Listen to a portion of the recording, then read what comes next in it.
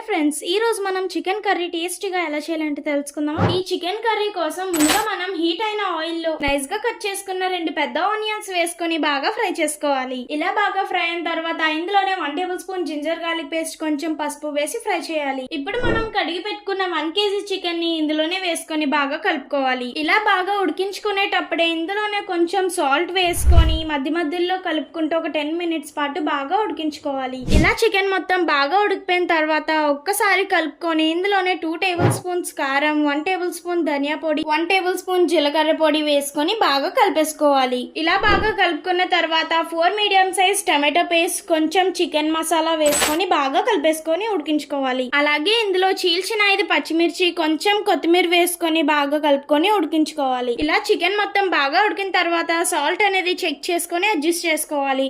అలాగే కొంచెం కసూరి మేతి, కొత్తిమీర కూడా వేసుకుంటే గుమగుమలాడే చికెన్ కర్రీ రెడీ.